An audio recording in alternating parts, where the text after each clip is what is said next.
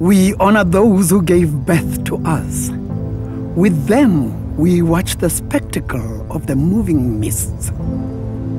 They have opened their sacred books to sing with us. They are the mystery that envelops our dreams.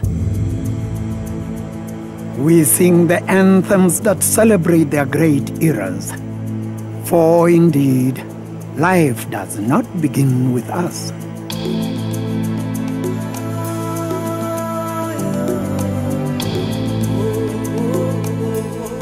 To forget how to dig the earth and to tend the soil is to forget ourselves. Deep in rich memories of the past is where life begins its journey. Roots, firmly planted in fertile soil, nourished by warmth and love, create fertile stories.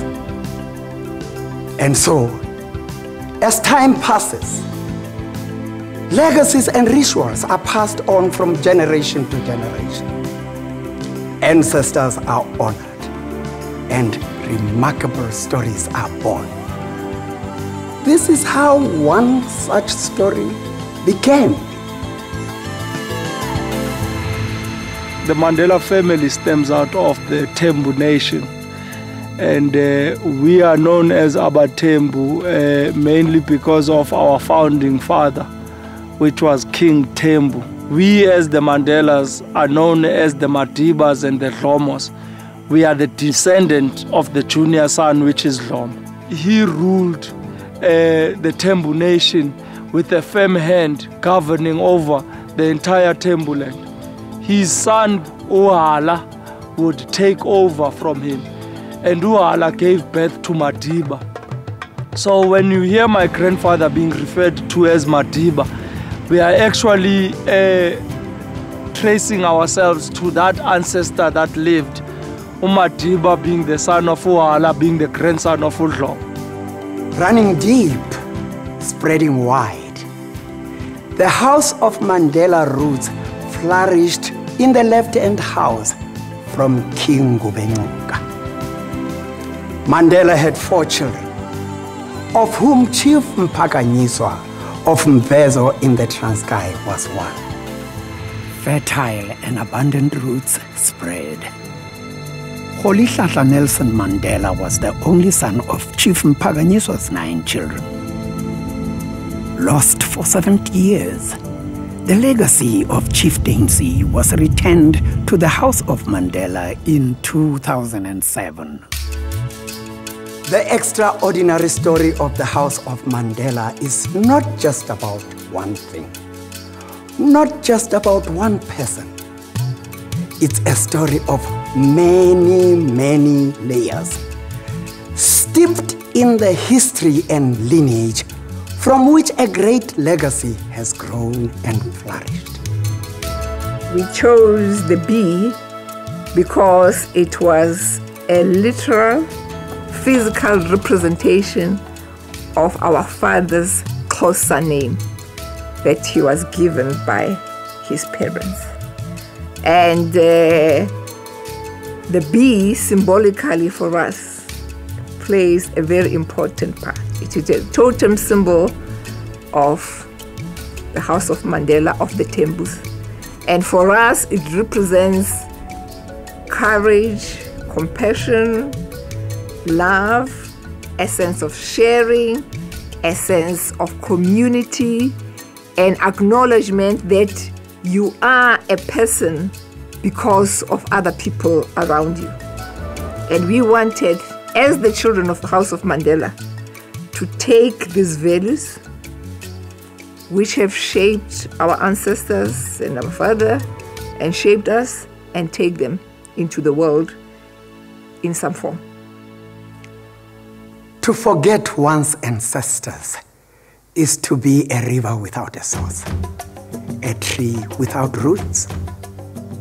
We decided that it would be important to create this House of Mandela using the crest as a brand for us, because we had started to use it really in social gatherings, and using it as a brand we had to find something that would actually resonate with us.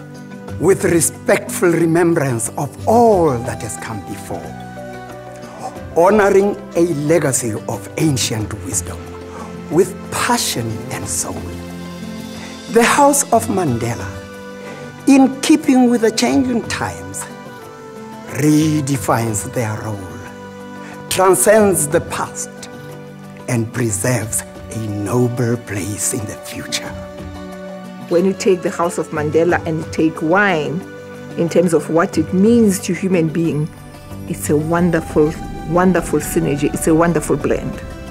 There is no better medium or product, which is an agricultural product, which is about the earth and the land. It's about tradition. This is what House of Mandela is about. Nothing happens unless first we dream. And there's nothing like a dream to create the future. Traveling through centuries on a challenging journey, the hopes and dreams of the House of Mandela have not only survived, they have thrived. When you talk about the House of Mandela, you're talking about a royal household. And I think that we've always, as a family, we've always been wary of talking about that side of our legacy. We want people to get to understand that, Nelson Mandela didn't just fall from the tree. He has a family, he has a sense of place, he has brothers and sisters, he has children, and he's an uncle. So we want to tell that story without politicizing it. Whenever you hear about Mandela, you're talking about a political figure, you're talking about a world-renowned statesman. But that's just a percentage of what forms him and who he is. And the focus is not on Nelson Mandela, it's on the House of Mandela. It's where he comes from. The greatest homage we can pay to a legacy is to use it. So my mother and I started doing our research. We looked into the wine industry. The theme for the 90th birthday was the vine. We wanted to see how we could weave our family story into that. And the more we actually did our research, the more we realized that the story of the vine and the story of the wine actually linked into the House of Mandela story. And so we see that this giving, this gift to South Africa and to the rest of the world is not a duty, it's a privilege and a responsibility.